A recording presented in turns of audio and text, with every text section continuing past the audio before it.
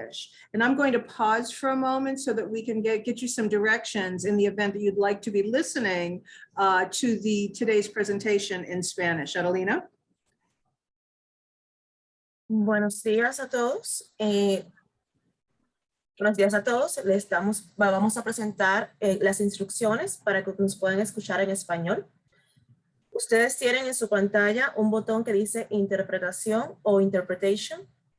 Por favor, hagan clic y escojan la opción español. Una vez que escojan español, denle clic a mute original audio o a silenciar audio original. Esto les va a permitir escuchar solamente en español, que vamos a traducir todo el contenido. Back to you, Ms. Pam. Thank you very much. My name is Pamela Hollingsworth, and my pronouns are she, hers. I serve as the Senior Vice President of Strategic Initiatives for the Early Learning Coalition of Miami-Dade and Monroe County. And we begin today, as we typically do, with a land recognition. And with that, I'd like to take a moment to elevate the Tequesta, Mississauga, and Seminole people, the indigenous people who are the original owners of the land that I am speaking to you from today. And before we begin, I'd like to call on our President and CEO, Mr. Avelio Torres, to give a few words, please. Welcome, Avelio. Thank you, Pam, and once again, welcome, Dr. Gallen. I'll just say that I've known Dr. Gallen for many, many years. He's a school board member representing District 1. When I met him many years ago, he was the same person he is today. Dresses very nice, but at the end of the day, he's a community person. He's always been about helping the community, doing what he knows is going to serve the people of Miami-Dade County best. Very focused on, and the reason we got involved is because I was with the Early Learning Coalition. What is in the best interest of children? We know that, and he's here to talk to us today about some of the challenges that we have now with learning losses. That we've had. We were always concerned about that during the summer. Well, now with the pandemic, it's exponentially, the concerns that we have. We have tried to put in some Band-Aids, like the Rising kindergarten program that we worked on with the Department of Education, and it's a partnership with the school districts.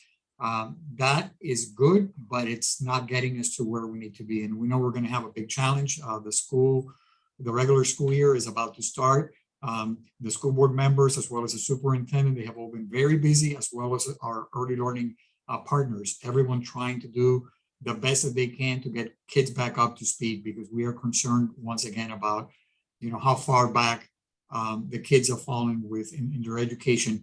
Of particular concern are the kids living in low-income, high-need communities, right? They always get hit the hardest. They get hit the hardest, and you've heard me talk about this before, about the reimbursement rates and how much we pay providers in those areas as compared to providers in the more affluent areas.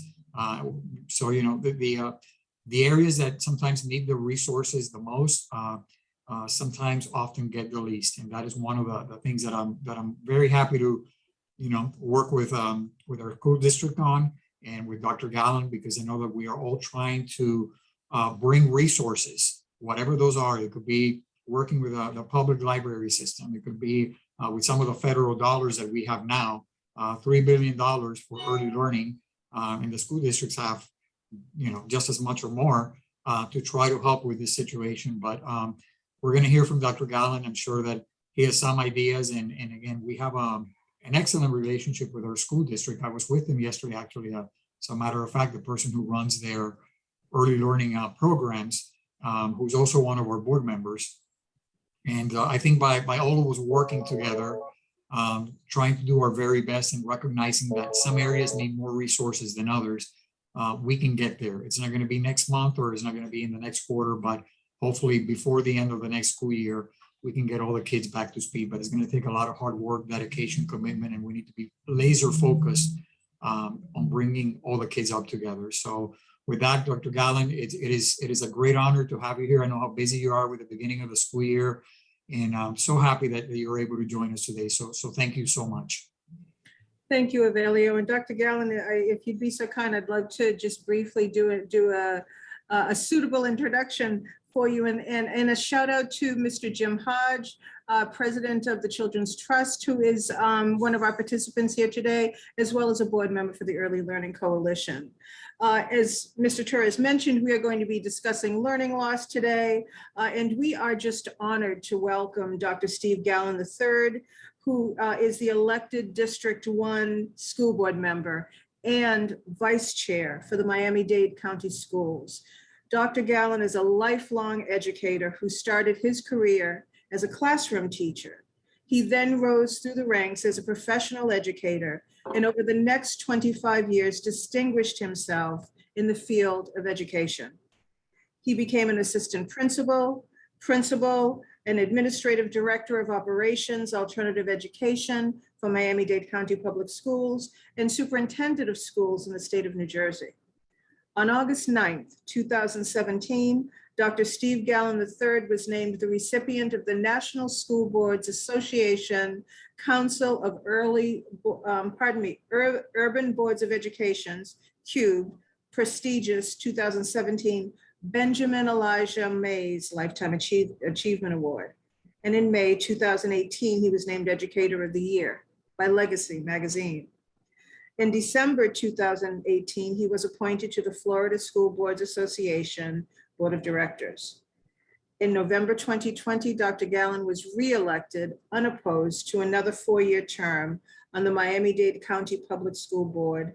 And as board member and vice chair, Dr. Gallen successfully proffered over 50 board items. And as a proud resident of District 1, which is your district, Dr. Gallen, I'd like to again welcome you here today. I'm handing you the virtual mic. We do have some prepared questions for the first 30 minutes, and then I'm sure we'll have many more from our chat box. But if you'd like to start with an opening statement to contextualize some of our conversations here today, I certainly would welcome you to do that. Again, good afternoon. I first want to reaffirm some of the comments that were made by my good friend Avelio. I am no stranger to the Early Learning Coalition, I am no stranger to this conversation regarding equity and equitable participation in education, especially for the least, the last, and the lost of our children. My career obviously has spanned over 30 years. I was at the forefront, I believe, in 1996 when I was a 26-year-old principal, Pam, at Holmes Elementary School, one of the most fragile schools in the state of Florida. And we had a program called Florida First Start. Let's see who's going to date themselves. Florida First Start. That was a program for parents whose children were 0 to 3 years old. And we had that program on site. At that particular time, I decided to make the connection between how we were going to impact the learning lives of those young children, those babies, in a very pragmatic, deliberate way.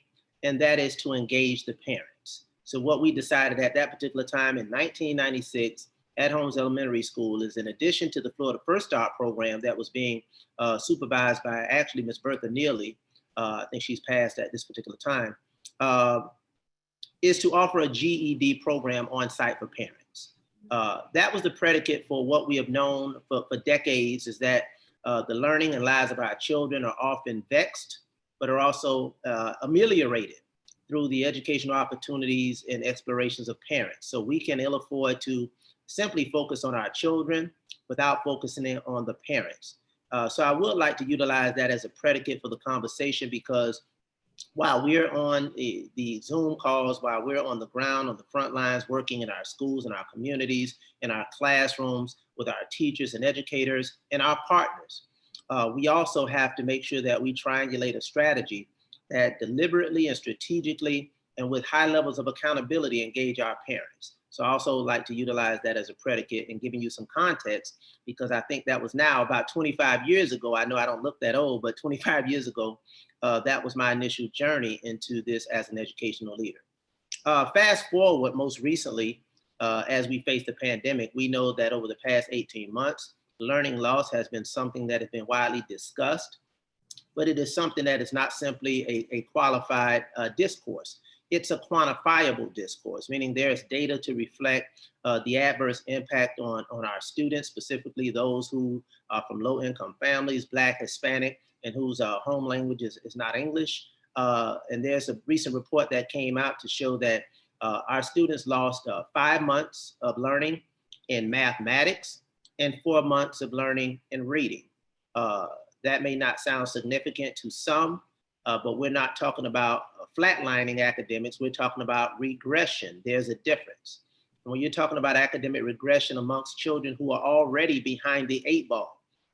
And let me just parenthetically debunk the notion about school letter grades. Although I'm very, very proud of our work in Miami-Dade County Public Schools, that I was able to help lead in District 1 that had the highest number of F schools. In my first year, we eliminated F schools. We eliminated D schools in the second year. I still have no F or D schools, again, prior to having the highest number of both.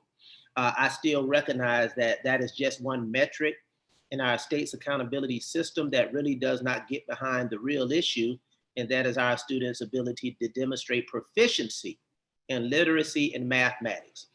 So what do we do about that? Most recently, I'm very, very proud from a policy standpoint, and what I'm doing, I'm trying to juxtapose my practical role as a former principal in 1996 to my current role as a policymaker in 2021. And in 2021, in February 9th, 2021, at our February 16th school board meeting, I proffered an item called Closing the Achievement Gap in the Miami-Dade County Public Schools. Obviously, we've done well as a school district, but the achievement gap continues to linger. It is something that we often describe as being intractable, but it is something that we can ill afford to ignore. And I have now developed a policy position that it is going to be incorporated in policy of the Miami-Dade County Public Schools to give an account as relates to how students are performing based on specific subgroups, but not simply where they are, but in comparison to their counterparts. And I think that is significantly important because that speaks to Pam and Abilio and all of our listeners, that speaks to the issue of equity. How can we determine whether or not equity is being practiced if in fact we don't have a metric to compare it against? I may think my particular proficiency score of 55 is great, but I can't make that determination as it relates to where I stand at the state, local, and national, and even international level if I don't understand that 55 may be good for me, but my counterparts are scoring at the 90 percentile. So that delta between where most of my counterparts in terms of where I'm going to have to compete are performing and where I am right now, that really speaks to this whole notion of equity. And I think we have to have candid, courageous conversations around these issues relative to our children from 0 to 3 and beyond. And again, I started the conversation by saying this cannot be a conversation devoid of parental engagement, parental involvement, but parental accountability. So I would like to just set the table by lastly saying that our strategy must be deliberate. I like to contemplate it in some kind of alliteration. As a former English teacher and one that has a degree in English, it must require a strong policy position.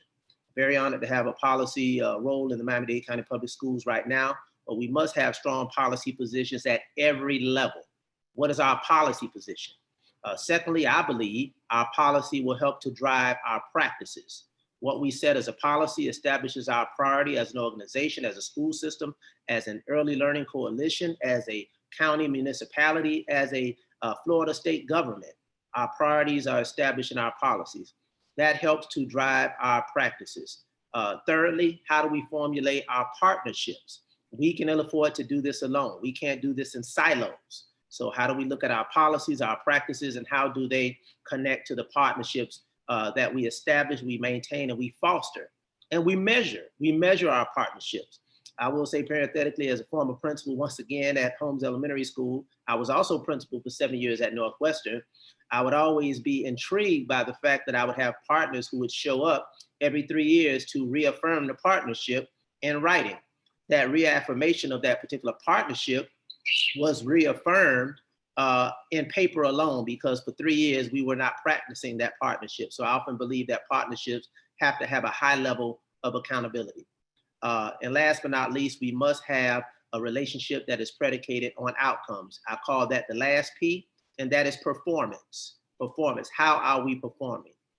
our policy positions, our practices, our partnerships, and our performance. And when we're talking about children, and those metrics obviously can apply to anything, but when we're talking about the education of children, I'm obligated to submit the final P, number 5, which is parents. How do we involve parents in that particular process? So that was my alliteration, former English teacher, one that can kind of keep it simple.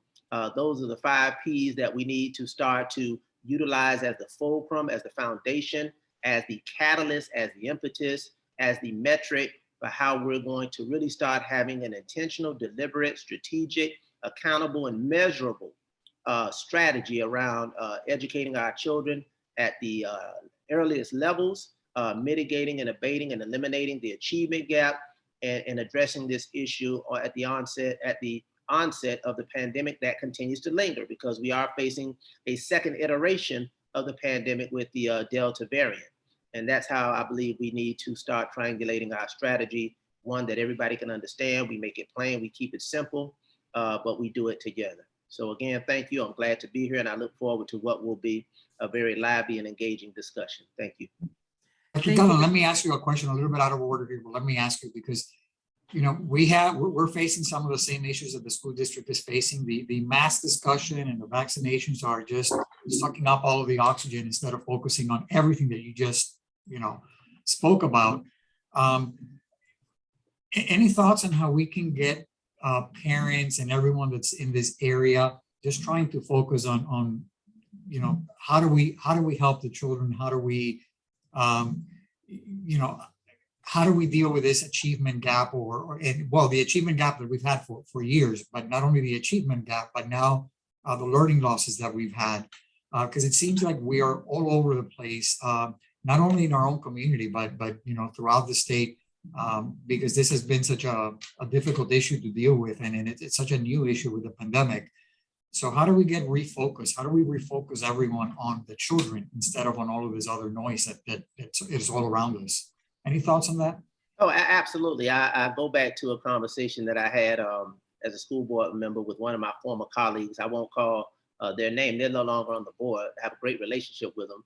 And I utilize the expression of we have to be able to chew bubblegum and walk at the same time. And what that simply means is we have to do several things at the same time. Yes, we have to have a great degree of focus, but we cannot discard one for the other. And sadly, to your point, Avelio, I think we've had some we've dismissed the main priorities, which is academic achievement and student learning. We understand that we have to have a safe, healthy learning environment for our children. We have to make sure that they are protected in terms of our employees and the COVID variant and all of those different issues that we face. But all of those must be undergirded by our priority and our commitment to education. So education has to serve as the fulcrum.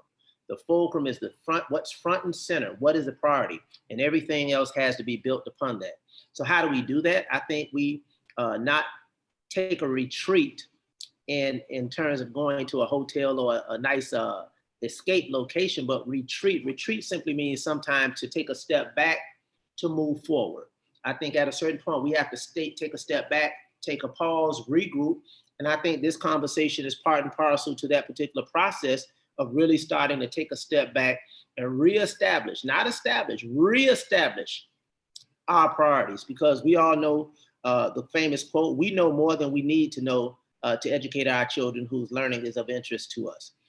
It's really about how do we feel about the fact that we haven't done it so far. So it's not that we need a new body of knowledge. We just need a new paradigm. We need to have a new reaffirmation of our commitments and our focus. And I think this is part of that particular conversation. In sum, I would keep it simple. I would start that conversation with the primary educator of all children. Of all children, the primary educator of all children is the parent, And to the extent that we can, we know that this notion of holding parents accountable is really somewhat foreign. But I, over the course of my 30 plus years, believe that it's not an issue of parents not wanting to help and support their children. It's not an issue of will, it's an issue of skill. And we have to be able to help them support their children in terms of what do they need to do to engage the school system? What do they need to do to prepare themselves? What do they need to do to hold their children accountable? What do they need to do to organize their lives? What do they need to do, or what can we help them do to better understand the connection between education, learning, and lifelong success? I speak all around the country, and one of the things I always say, not often, always, I talk about our focus on learning, and I never put a period at the end of video. I say learning and lifelong success. And that's the connection that we have to have our parents to understand that. And I've not met a parent that does not love their child. I've not met a parent that does not want better for their child. It's how they go about building a relationship with the system, trusting the system, having confidence in the system, being able to still persevere through a system that has been proven to be somewhat systemically racist when we're talking about Black children and Black parents and Black families. And we have to have them to be able to persevere through that particular process and understand that education at the end of the day, in this United States of America, education at the end of the day is still the great equalizer. And we have to be able to convey that to parents. Sadly, those messages are not being carried to those parents. It can't change and frame and fuel their paradigm about life. And that's what we also have to shift. So if I may submit another P, number 6 would be paradigm. And my professor used to describe it as being spelled paradigm. And it's not, but it's paradigm. And that simply means our belief system. What do we believe about the educability of our children as outsiders? And we have to instill and inspire that strong belief in the educability of children by their own parents and the value of education by those same parents. So I think, Evelio, that strategy has to be juxtaposed with strategies around cognition, with strategies around emotional learning, with strategies around mental health, with strategies around literacy, with strategies around critical thinking. Those strategies have to be on the same continuum. And what we often do in education is we bifurcate those strategies. Strategies with parental involvement, parental engagement, and parental empowerment. New terminology, parental involvement and parental engagement, we stop there. But parental empowerment, and often bureaucracies are somewhat intimidated with this notion of a parental empowerment because parents who are empowered seem to pose a threat to the system in their knowledge and their skill set and in their enhanced capacity to challenge the system and to demand more of the system for their children. But I think that's a reciprocal relationship. As parents demand more of us, we can demand and expect more of them. Because an informed parent is the parent that I want on my side of the issue, because an informed parent will be on the right side of justice, education, and equity. Thank you And I for that. think that also involves a lot of listening, right? Being good listeners for the system to be really good in terms of listening to the parents, opening up the dialogue with parents, which I know that a lot of our school board members have done, and we have tried to do that as well at the Early Learning Coalition, so we can understand their challenges, and we can understand, one of our partners mentioned yesterday at a meeting that we were having that, it doesn't stop when the children leave school or that preschool. It continues at home, and sometimes they go into a situation at home, particularly again the families that are in those high need areas where they may be facing eviction. I spent 20 years at DCF, so I saw all of this, every single day of my life there. And it's a difficult situation for a lot of parents. You have a single parent households who are working 2 jobs just to, keep the lights on in the house, not making a lot of money, sometimes making minimum wage. So I think, in order for the parents to trust the system needs to listen. And, who is the system? We are the system, right? All of us that are here today and so many others who we work with, we are the system, and just, becoming better listeners. But, the system doesn't always work that way. And I think it makes it difficult for families because we sometimes tend to think that we know better, right? We've always done it this way, and this is the way that we're going to continue to do it because it's just easier, right? Yeah. The path of least resistance. And parental- So I think that's one of the things we need to challenge ourselves with.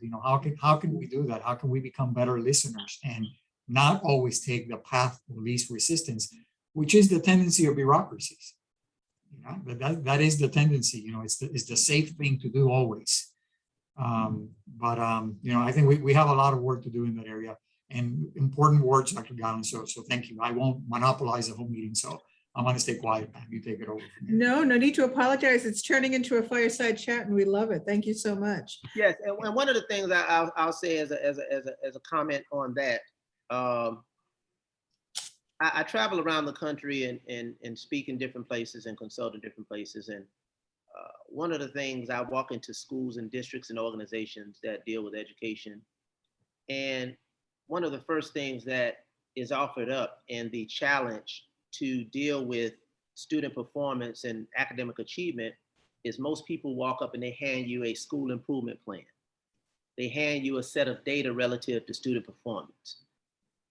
But very often, there's no deliberate strategy in terms of parental involvement and parental empowerment. So I'm not asking this as a question for a response. I'm just asking this for a question of reflection as we all go back in our respective places. And I'm not standing here in a posture of hypocrisy. I am very vocal about the opportunity that we must embrace to improve the parent academy in the Miami-Dade County Public Schools as a whole. But I also recognize and believe that parental involvement empowerment is really a decentralized function. So where we have a centralized office and a centralized strategy, that represents to a greater extent one size fits all. But a decentralized approach means I have phenomenal parental involvement at one school and I have abysmal parental involvement at another. But you as a centralized organization, I think if you take a step back, or we all take a step back and just ask yourself, this is just a reflective question. Right now, we all got in the room and we asked the question, please present to us our strategy right now. What is our deliberate, measurable, strategic plan, if you will, for parental involvement, engagement, empowerment? And I'll leave it there. That's a question not to be answered, but that's a question for reflection wherever you are. And if we say, oh, that's one of those Arsenio Hall moments for those who want to date ourselves, where he used to say there are moments that make you go, make you really think about that. So that's what reflective practice is really about, and being able to push you to ask the questions that you often don't ask.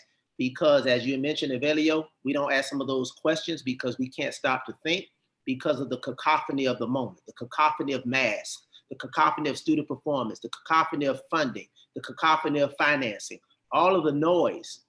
It usually drowns out some of the most simple things that have worked through generations and generations and generations.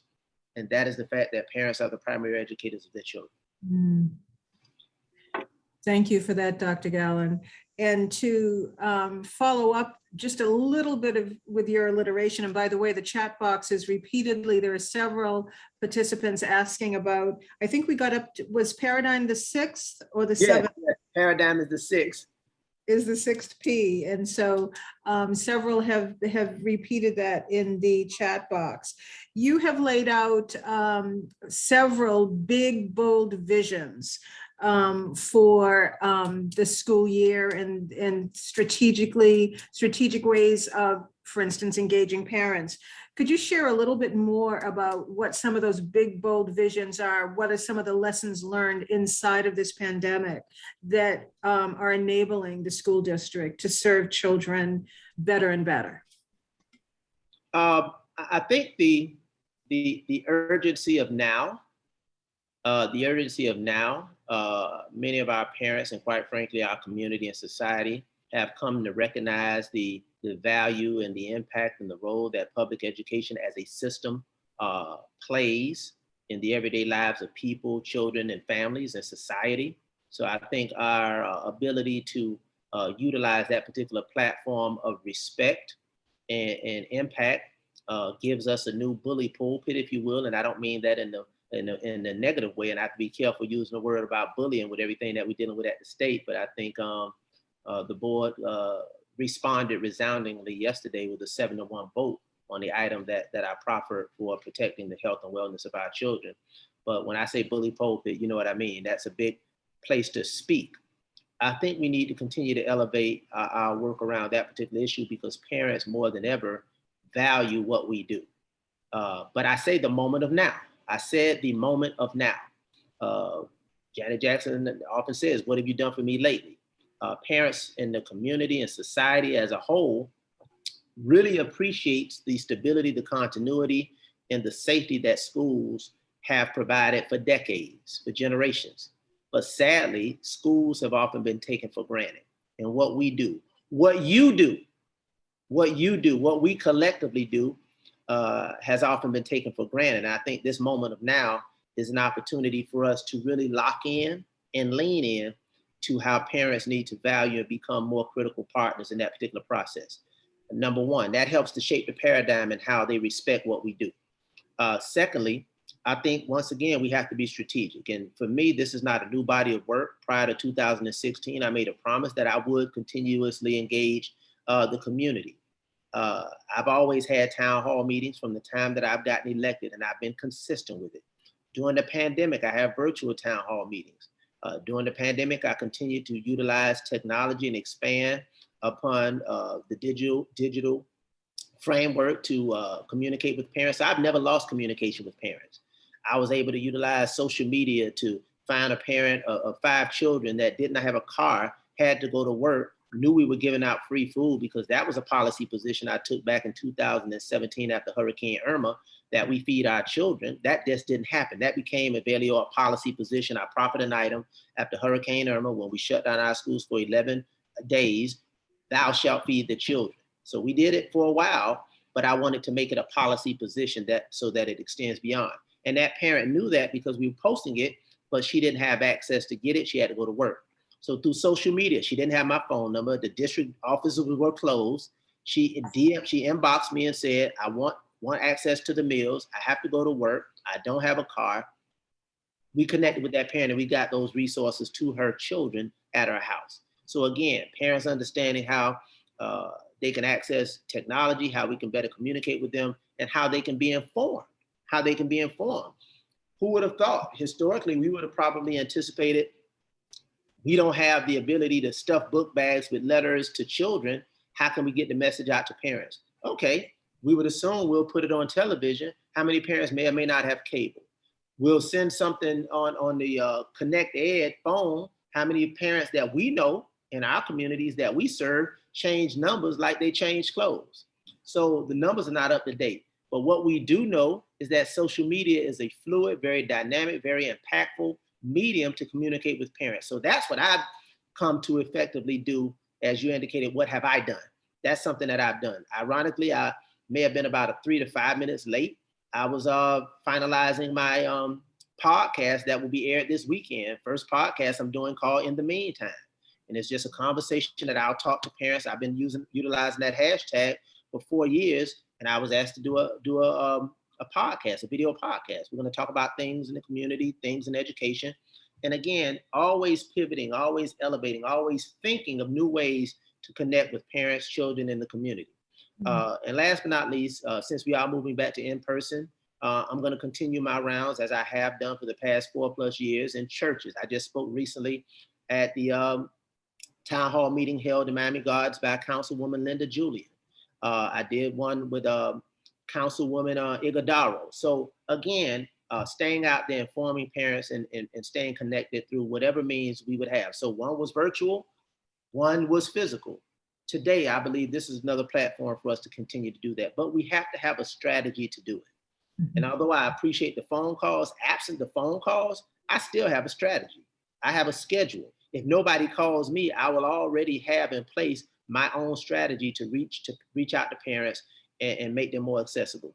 And last but not least, and this is our breaking news, I'm now going to build out, maybe to the chagrin of the bureaucracy, but as the district representative, I always want to get feedback, and sometimes you want to get it directly. I'm going to build out, it's almost complete, a survey for District 1 schools. A 5 to 7 question survey for District 1 schools where parents can inform me. How was the communication in the office? How was the response time from the administration? Was the school clean? Was the staff professional? Was the teacher informed? Okay, whatever, certain things that are salient for a parent to be able to know what they should look for. Because very often our parents find themselves, especially underserved parents, find themselves in a position of docility. And they really concede to what we say it is. But in other communities, parents know better, they do better, and they demand better. So I think part of that third iteration of parental involvement, engagement, and empowerment. Involvement, engagement, empowerment. That third iteration of empowerment is to teach them how to demand better. And I'm not intimidated by that. I only become better by that because I have more people on the ground to let me know what's happening, and most importantly, be able to respond better to our clients and our customers, which are our parents for our children.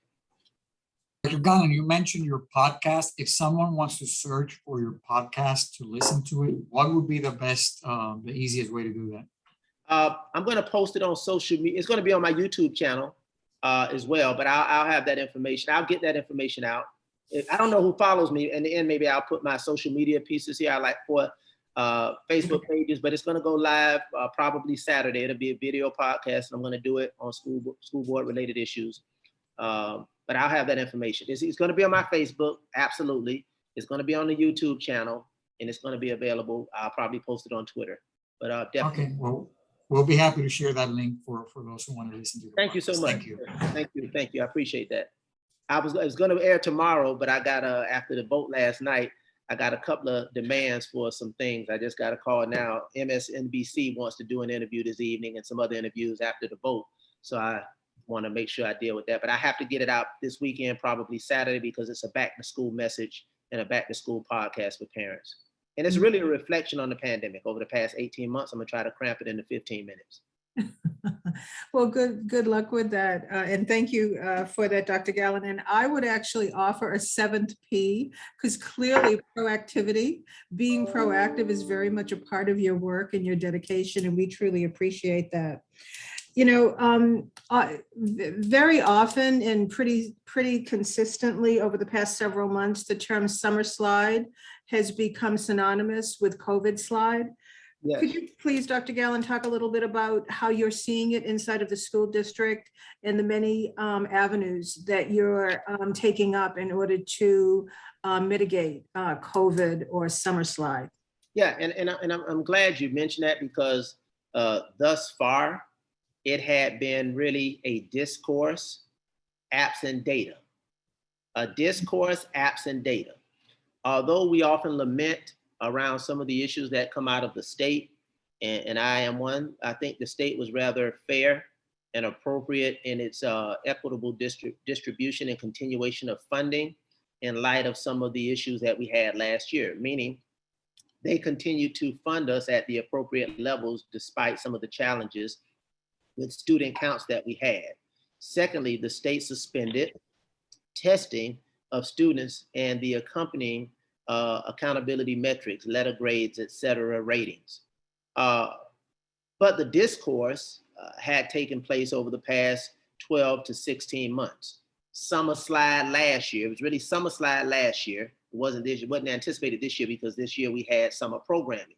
Summerslide last year, on the heels of the 3-month period prior to the summer, the hybrid availability throughout the year, okay, 50% in, 50% out. Those who were virtual clearly were at a disadvantage. I can attest to that with the 8th P as a parent. I am a parent of a school-aged child, and my daughter scored in the 90th percentile on the SAT 2 years ago, and she was nowhere near that this year.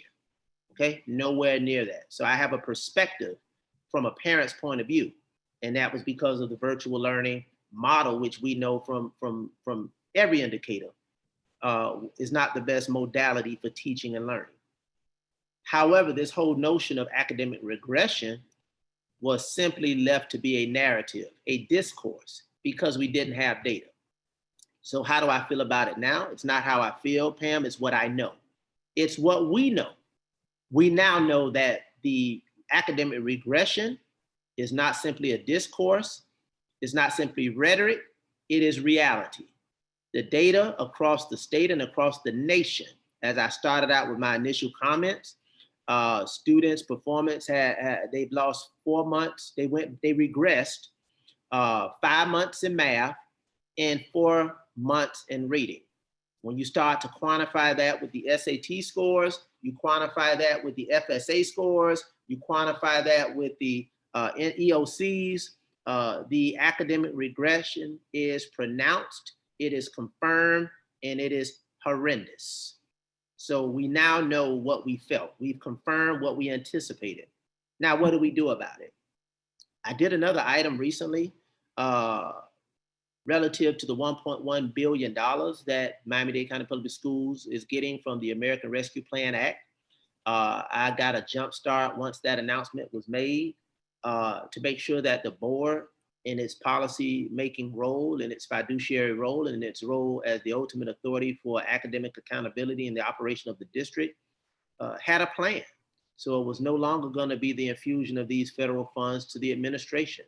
With all due respect to the administration, the board has to be accountable and the board has to drive some of these academic endeavors. And we have to have a collective and community conversation, a collective and community conversation, a collective and community conversation. And that community conversation around the expenditure of these dollars is not simply predicated on the fact that I believe is good practice, on the fact that you believe is good practice, but that was part of the statement of assurances in receiving that money. The receipt of that money required you to have a community conversation around how these funds were going to be spent. And what we do know is these funds were determined based on a formula that utilized the most common categoricals: poor, Hispanic, ELL, special needs, all in Black. So these indicators that we've known were the indicators that were utilized to determine how much money each school district got based on the population and the percentage of students that met those criteria. Okay, so we wanted to make sure that the money went to where it needed to go to. And to do that, you have to have a plan. You have to have a plan. You have to have a plan that's accountable, that's transparent, that's strategic, and that's deliberate. And that's measurable. And so those are some of the things that we're doing. And I can go down a list of things: class size, retention of staff, interventionists before, during, and after school. Dr. Vendros Mendengal just had an item yesterday to talk about extending after school programming for children. One would think that's a common opportunity, but it's not. If the resources are not there, if the commitment is not there, if the practices are not there, it must be driven by some policy decisions to say that this is a priority of this board, this will be a priority of this district. And that was successful on yesterday's agenda as well. So the good news related to that, Dr. Gallen and everyone else who's on, is that for families who qualify for the school readiness program, and unfortunately that's not every family, but for those families that qualify, we have sufficient funding right now because of the federal dollars that we've received to enroll every child whose family is eligible. So of course, income is part of the criteria. So again, for every family that's eligible, not only do we have sufficient funding, but we have sufficient capacity in our after-school programs to place all the children that qualify. That key is, are the families working, or are they going to school, and do they meet the rest of the criteria? But that is the good news, because we have received a lot of that federal relief funding.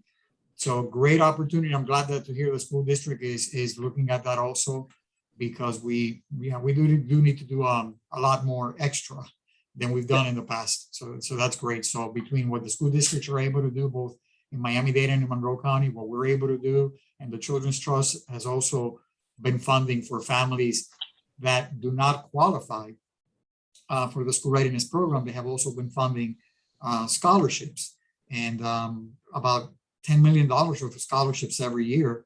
And that's a very successful program. So we are, I think, between all of us coming together, trying to fund some of those slots for the after school programs, it's going to be very, very helpful in helping us get to that goal of bringing all the kids back up to speed. And you made a significant point that should not be lost. Historically, we often talked about some of the challenges that we have in doing the things that we think and believed and knew needed to be done.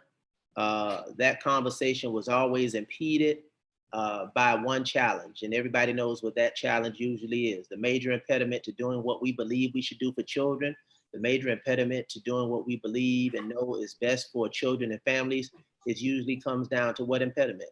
Money. That no longer is an impediment. So right now it's not a financial issue. Right now it's an issue of strategy. It's an issue of passion. It's an issue of commitment. And it is an issue of planning. However, there's a short window, Evelio, as you know. The Early Learning Coalition knows there's a short window to get some of these things done. It's about a 2 to 3 year window that we have to do things that, God forbid, we may never ever have the resources to do again. So what we hopefully can be able to do is find some light out of this dark period of this pandemic. Let me also offer that if you have any community events in your district, anything where we can get information out to the families, communication, as you said earlier, is one of our challenges, right? So if there's any community events, any opportunity to promote the school readiness program for those families that may qualify, we'd be happy to participate in those efforts with anyone in your district that's handling that out of your office. Absolutely, and I offer my partnership in the fact, Pam, you could make sure that Pabiel has all of your email information so that you could be on our distribution list to get all of the information that comes out. But in addition to that, not have to respond, but if you have some things that you would like for us to share, we have a database relative to 25, 30,000 people that we communicate with through constant contact and other means. And you measure the impact by how many people unsubscribe. So we don't have a lot of people that unsubscribe. So obviously they're receptive to the information we share. And I also have, like I mentioned, about 4 social media platforms from Facebook to Instagram to Twitter. And anytime it's dealing with education, I always love to share things that are going to be beneficial to children and families, and obviously children and families in District 1. So Dr. Gallen, just on another brief side note, because we are also dealing, including in your own district, with many preschools that are family-owned and operated small businesses. This is how they support their families, right? Through these small businesses. And the more that we can do, especially now that we have those dollars available, the more that we can do to promote the programs like the school readiness program, the more children that are going to be enrolled in these facilities and the more revenue they're able to generate to support their businesses and improve quality, and children are going to be better prepared for school and all that. So it is like a domino effect, a very positive domino effect. One thing really helps the other. So we will definitely follow up with your office to make sure that we continue to promote the programs, because it, again, helps the families, helps the children, helps the small businesses, and even some of those not-for-profits that are in the community. So we'll definitely follow up. So thank you. Pleasure. Thank you, Evelio, and thank you, Dr. Gallen. I will say that the PDI staff is pulling up Dr. Gallen's social media handles and dropping them in the chat box so you can stay in touch. And certainly we will be watching for you on MSNBC this evening. Dr. Gallen, the chat box is full of agreement, observations, speaking to your eloquence, and so many other things. And our time is waning. And there was one question in the chat box. While it doesn't directly relate to our topic today, I would like to pose it. And I see Dr. Gallen has just put his Instagram and other handle in there as well. And we do have a listener that is asking, and you opened talking about the great progress that you made throughout your career in the grading of schools. Why are we grading schools? Can you talk a little bit to that, please? Yeah, the school grading period, and once again, I'll date myself. I'm a young dinosaur, if you will. I mentioned 1996, and how ironic that I started the conversation by talking about 1996 when I was at Holmes Elementary as a new principal. I came into the principalship at that age at Holmes. Holmes was on the state's critically low schools. So the state didn't have letter grades at the time. They had schools that were determined to be critically low. That critically low determination was predicated on reading, writing, and mathematics performance. In 2 years, I removed the school from that list. Holmes Elementary School got off of that list. But then we had an election that took place, and we brought some of the policy positions from the great state of Texas to Florida. And that did not come by probably a formal meeting that took place between the states. It came by virtue of two brothers, two siblings who may have shared some ideas. One was the governor of Texas, and one became the governor of Florida. So the governor of Florida adopted the policy positions of school letter grades, in addition to charter schools whenever he got elected. I think he got elected Jeb Bush. When Jeb Bush got elected, he brought that, and that became the Florida's accountability system for education. So that is why we have letter grades at schools. Then I guess the other brother got elected from Texas, and then he got elected to the White House. And that's where you knew a new policy position where the federal government doesn't have a role in what happens at the state level with education, because it's not reflected in the Constitution. Those of us historians know anything not mentioned in the Constitution is left to the state. But what he did establish was no child left behind. No Child Left Behind was a federal proposition, and that was tied to federal funding and federal support. So the shorter answer is that became law under Jeb Bush as an extension of what they did in Texas. And it was a means by which, in very plain sight, a parent, a community person, a grandmother, an aunt, a grandfather could get a sense of how the school is performing.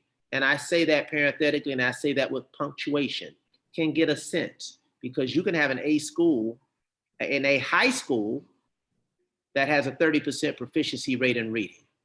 But because of the way they score and grade schools, that grandmother, that grandfather would believe that that school is an A and is clicking on every cylinder, but it very well may not be, because the proficiency rates in some of those subcategories are abysmal and not doing well. Elementary schools don't have that luxury. They do have some other categories that deal with learning gains and things of that nature, but it's somewhat of a very simple for educational people, but complicated formula by which those calculations are determined for lay people. So that's how we came into letter grades. I'm not totally averse to what came out of the No Child Left Behind, and I want to say that, because No Child Left Behind, interestingly enough, made sure that the children who were in A school that were not performing were not left behind, no pun intended. So you could have an A school, 100 kids in the school, 98 are doing well, the school's doing well. But No Child Left Behind said, okay, I hear what you're saying about those 98, but tell me about those 2 children, those 3 children, those 4 children who happen to be Black, who happen to be Hispanic, who happen to be poor, who happen to be ELL, who have to be special needs. Those 5 categories are what we call subgroups. And that's what it made a determination as relates to how those subgroups performing. Dr. Gallen, let me ask you a question just on something that you mentioned. Even with an imperfect grading system that we have in Florida, how were you able to turn your school around in 2 years? Because we have many of our preschools, and some of the participants are directors and owners of preschools, and they face some of the same challenges that you face when you're running a school. How were you able to do that? What were some of the tactics? You're talking District 1? You're talking District 1 as a policymaker, or a 96 as a principal? As a principal, no, as a principal. Okay, but I can give you both. As a principal, starting with the paradigm, you walk into a school that you have to shake up how people feel about the educability of children. You have to transition a focus on policy positions that have to be adhered to. I didn't come in with a new playbook that my predecessor didn't have. I had the same policy manual. I had with student discipline, I had the same code of student conduct. I had the same rules and regulations in the employee handbook, but I had a different paradigm relative to what I expected in terms of student performance and outcomes. And with that paradigm, I elevated my system of accountability. Something as simple as walking around, making sure that teachers are not sitting down, they're teaching, and making sure the facility is clean, making sure that parents are held accountable, making sure student discipline is on point. And also, before it became popular, Vilio, looking at data. Back in the day, we didn't have the Read 180. We didn't have the software and the technology we have to do calculations about student performance. What we did have, and I know many of you are aware of this who've been around for a while, we had Scantrons. So you have the Scantron machine where they bubble in, you slide it through and it shows how many they got right and how many they got wrong. And you score it and then you say, okay, out of 15 children, out of 30 children in your class, because we didn't have class size amendment then. So we had high class sizes. So out of 30 kids, how many of your children scored 70% or above? And what did they do? So if 80% of your children didn't perform well, is it a function of what the children didn't know or what you didn't teach? And that's the conversation that we have to be able to have. So again, it was a combination of things. It wasn't one thing, but it was a combination of things. But for me, it always starts with the paradigm in terms of what you fundamentally believe. Because you can have a smart person, a knowledgeable person, a skillful person who doesn't believe in the educability of poor, Black, and Hispanic children. And you can't change that. You can shape that, you can hold that accountable, but you really can't put a metric for what's in a person's heart. Powerful words. This hour has fled far too quickly. Avelio, did you want to make a comment? Well, the comment is, thank you, Dr. Gallen. Just, I wish we had 2 hours, not just one. Just, you know, we could be here all afternoon, I think. So thank you so much for joining us this afternoon, and just very powerful words, very powerful statements. And we certainly appreciate you as a school board member. We appreciate you as a community person, where we know that your heart is in the right place. It always has been. This is nothing new. And we know that that's never going to change. So thank you, Dr. Gallen. You are really a hero and a champion for a lot of children in this community. So thank you, and a great role model. Thank you. Thank you so much. And as always, I appreciate you. Consider me a partner, but more importantly, when it comes to the education and uplift of our children, consider me a friend. A friend and an ally. Thank you very much. And I will tell you, Dr. Gallen, there are some in the chat box that are saying, keep going. My time is up. Thank you. But we are deeply thankful. I think Mr. Torres said it better than any of us ever could, for your leadership and for you being so generous with your time today. We are so happy to have had the opportunity to spend this hour with you. And I want to reach out to the audience now and thank all of you for joining us today.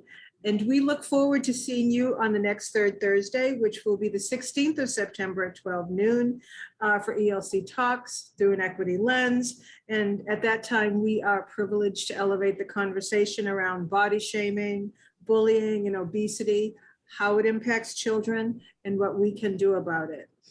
And we'll end today the way we always do, by simply saying, after today, you can choose to look away, but you cannot say that you did not know. And from the Early Learning Coalition of Miami-Dade and Monroe County, from Mr. Avelio Torres, our esteemed president and CEO, from Dr. Steve Gallen, the vice chair and District 1 representative of the Miami-Dade County School Board, and from our end of the internet to yours, I bid you good day. Thank you for joining us. Thank you all, and stay safe. Thank you, Dr. Gallen.